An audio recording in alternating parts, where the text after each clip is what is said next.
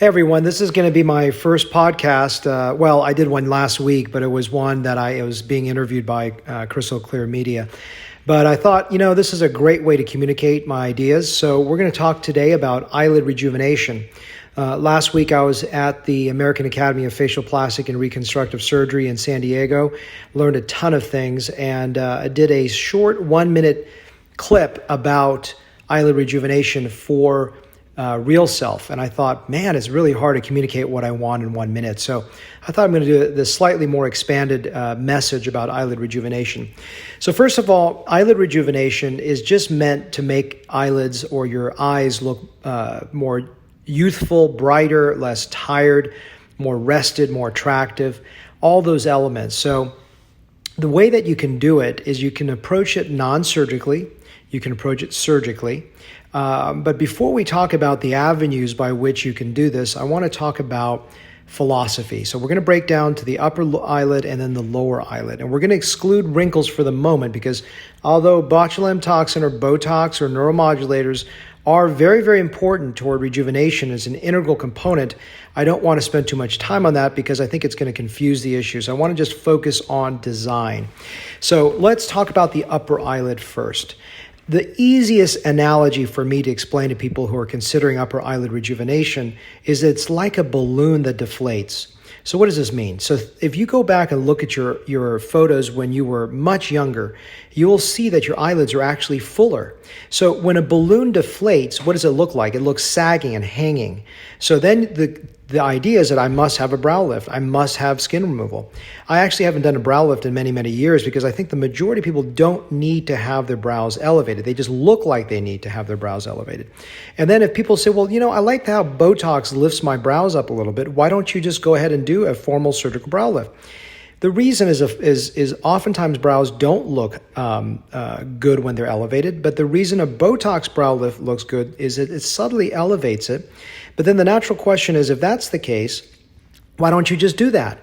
And the answer to the question, honestly, is that if it is deflated and you lift it a little bit, it looks better, but if you fill it in, it actually replicates what's youthful.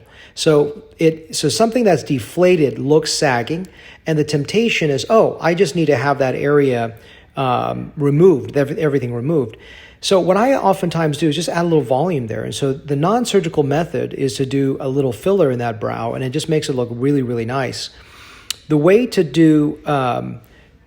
I focus it on, and I call it an asymmetric triangle, where when I look, I can really see that the inner brow is the area of the greatest importance. And the reason for that is that the inner brow is, if you think about the outer brow sort of sagging down, if you can just frame in that inner brow, it can really make this look beautiful. And you can do that with fillers in the office, or you can do it with fat. The upper eyelid procedure, instead of having these massive long recoveries that people talk about, because it takes skin, fat, muscle away, I really believe all you need to do is just take a little bit of skin from the upper eyelids. So if you think about that balloon deflating analogy, when you've reinflated the balloon, sometimes there's still that sort of crepey edge that doesn't look so great, and you may just need to take a little more skin away through an upper blepharoplasty, but I can do that completely awake. You actually don't feel barely anything, and most people are quite shocked by that. So we'll probably do a separate podcast just talking specifically about that to alleviate some of the fears or concerns. But if you think again of that brow like a balloon deflating and you just need a little bit of volumization, it really can go a long way. And it's shocking because it's almost counterintuitive. It's exactly the opposite of what you think you need, because you think, you know what, all I need is some skin removal. And that may be the case. I do that.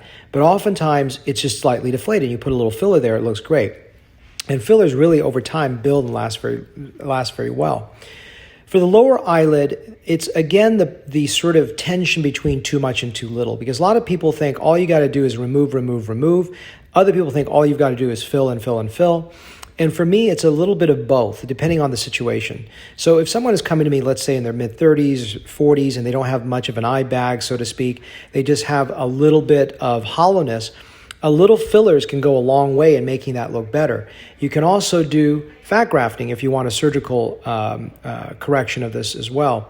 So a little bit of fillers or fat can cover this. But what happens when that eye bag is too big?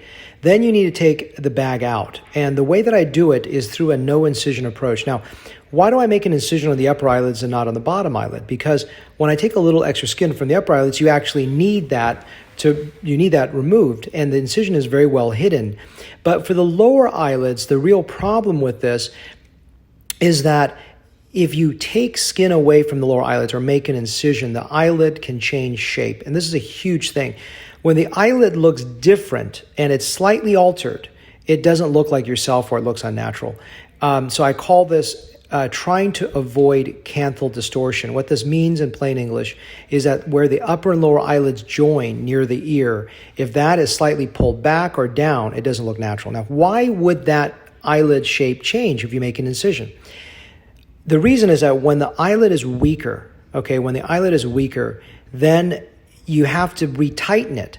And if that tightening is too much or too little, it can change your eye shape.